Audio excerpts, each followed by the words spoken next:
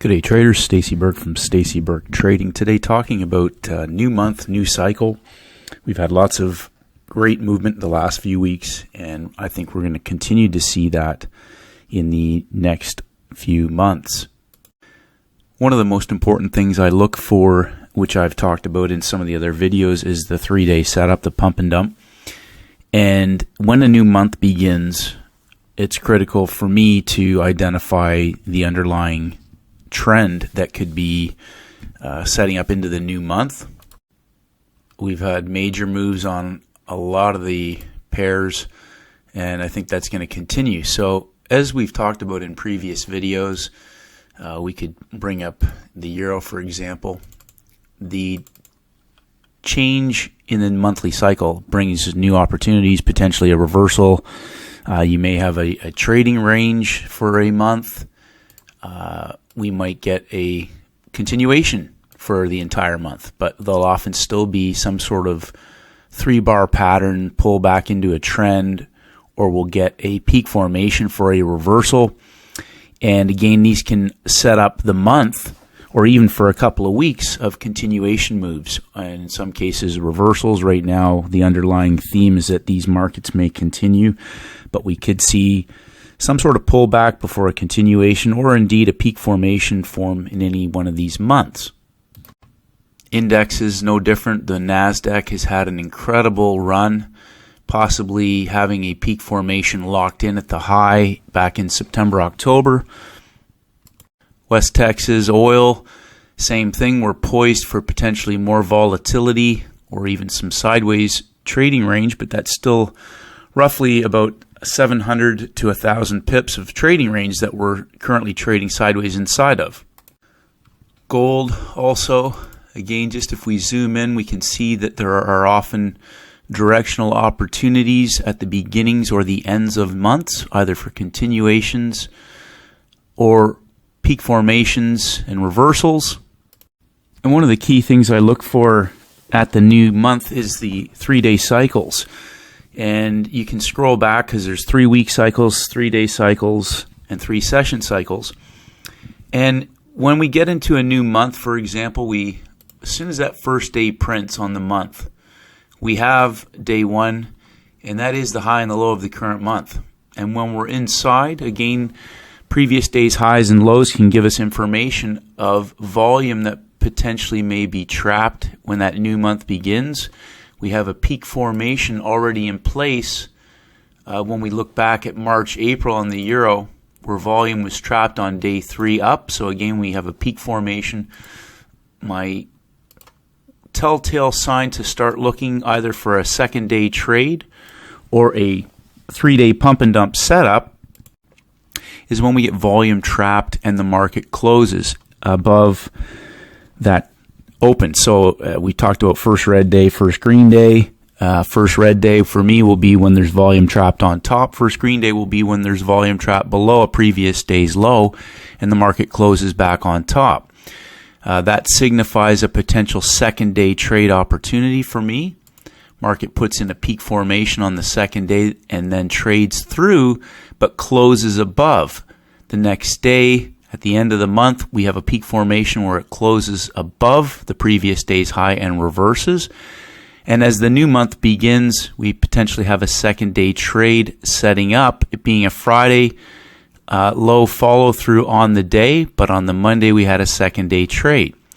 But just coming back to that 3-day cycle, if that is the high of the month, and again I'm talking about pump and dumps and dump and pumps, if this underlying bias stays in place, we have day 1, so coming from the peak formation, day 1, day 2, day 3, a continuation again through the previous day's low, and then a peak formation day. So peak formation day gives us our first green day. They close back inside.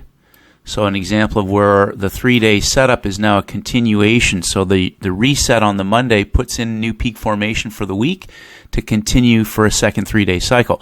So when we get into a new month, I'm looking for peak formations to already be in place at the end of the month, or a low of the month now potentially to form as we make new lows. So this is week 1 down, week 2 down, We get into the third week, and again, the same principle applies at the high and the low of the week for trap volume. We get a reset peak formation on the Thursday. So again, within that week itself, we have day one down. Day two locks in our low with trap volume. So we have trap volume on Monday above, but the market reverses and on day three takes out the high of Monday. So this is no longer valid in terms of trap volume. But we have trap volume at the low of the week, and we go up day one, day two, day three, peak formation, first red day, second day trade, and now we potentially have volume that's trapped for the entire week on week three above this level, which again gives me my thesis heading into the next week. So we've had 4 weeks down on the euro, tremendous downtrend. Week 4 down, closes down at the low. And we now have the beginning of a new month. Now, doesn't mean that this month can't go down as well for another month, but we still may get a reversal of some sorts. We have a low of the month in place from April. Peak formation with volume trapped above Friday's high. So again, we broke through the previous high of not only Thursday, but the peak formation from Wednesday night heading into Friday, and that volume is still trapped. We had a second day trade yesterday, the stop hunt, the vertical low of the day stop hunt in Europe session, and then the continuation back down towards the low of Friday. We're still inside of that low of Friday. The underlying bias is still down, but this volume that's trapped underneath of Thursday's low could still form a base for either a reversal to come out of there or a 3-day 1, 2, 3 peak formation. We have a peak formation still on Friday, but if these lower highs get broken and reverse through Friday's high, we may have a reversal starting in place. So these 3-day cycles, and again, you can go and check your own charts and study your own charts. We can look at any pair. The same rules apply for me. I'm just looking at highs and lows of the week when the new month starts. And then as the first day forms, that is our high and our low of the month. So in the case of the pound, for example, the high of the month was on the Friday. Okay, so we had peak formation high. Again, any peak, people ask me quite a bit, can you go over peak formations? Typically, peak formations to me will be where volume has broken through a previous high or low and reversed and stayed there. And it's formed the high or low of the week. And in this particular case, with the pound, we formed a peak formation on the Wednesday. They had the second day retest into that. The new month started and broke the previous day's low. So again, as we head into the new week, we have volume trapped above Thursday's high and Wednesday's high, and volume trapped below Friday and Monday's low, the new low of the month.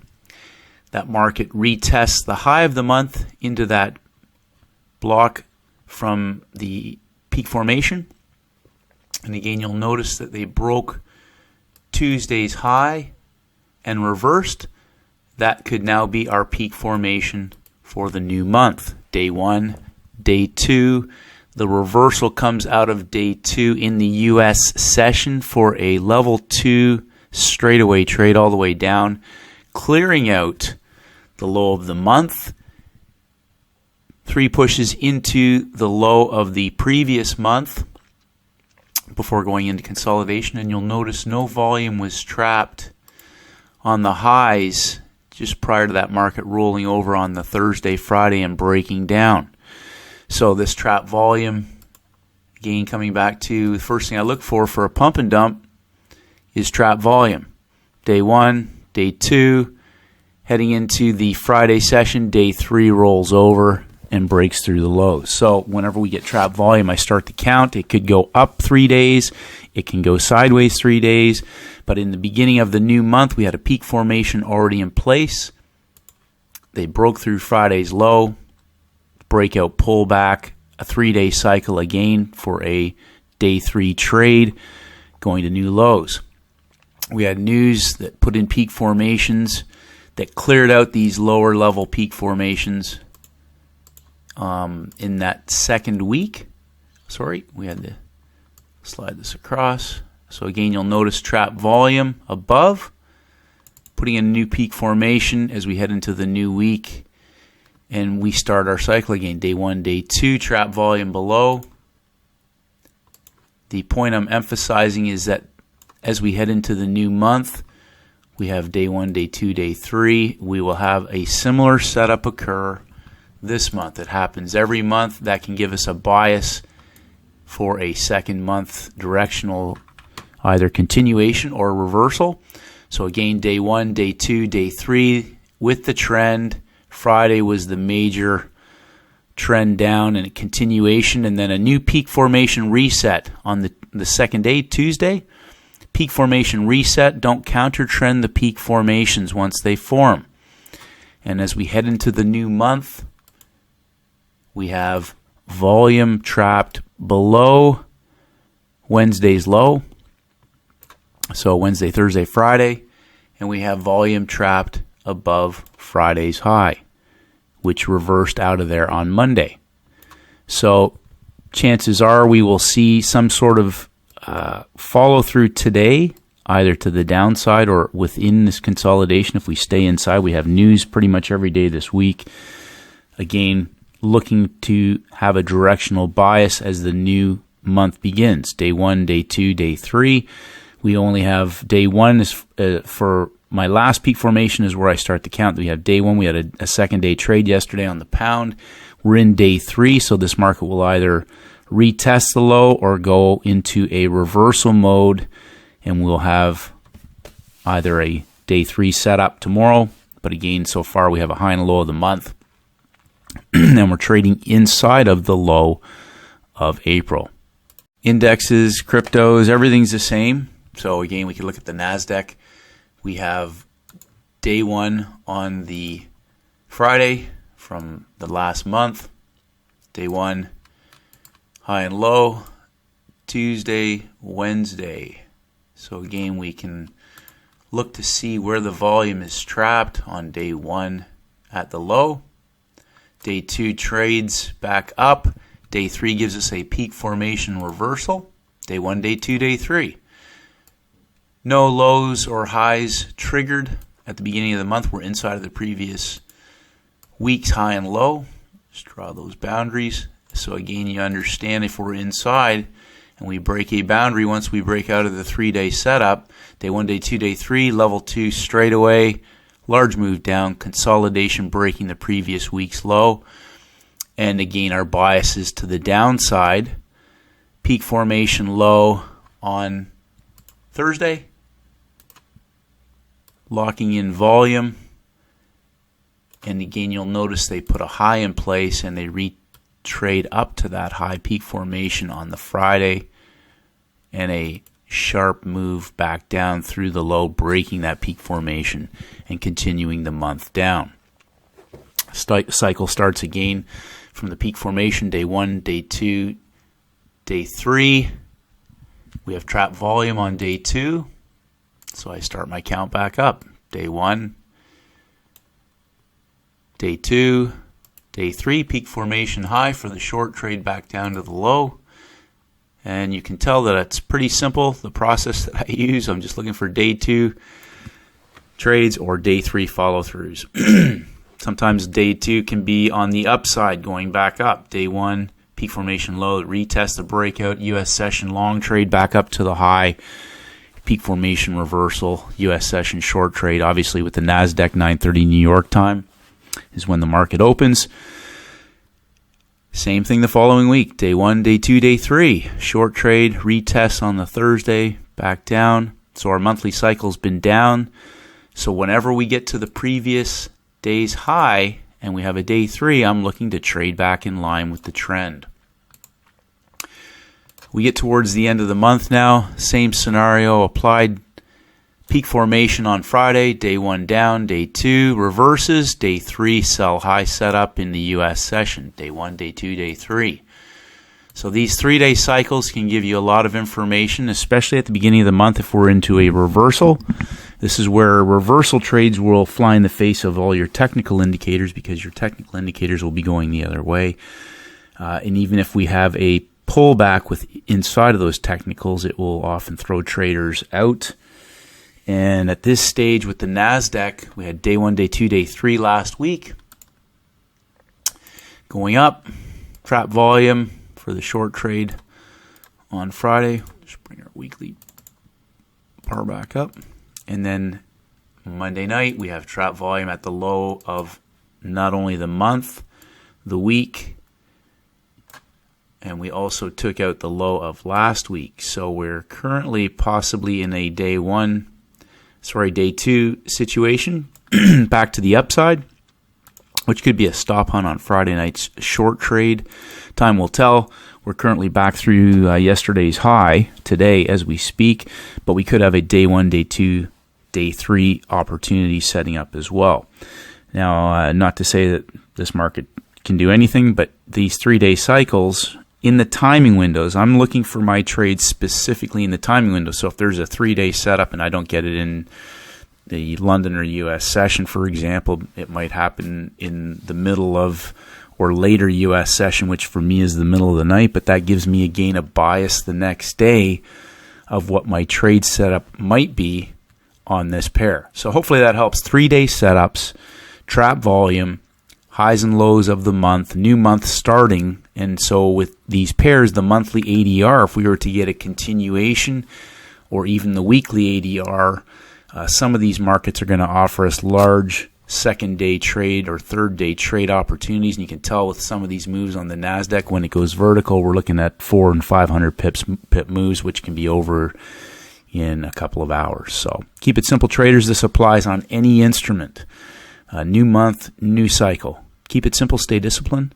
Hopefully you got value from today's video. Traders, thank you for liking and subscribing and all of your emails and questions. And again, just trying to provide the answers to many questions that I receive from traders. Have a great day, and may the markets go with you.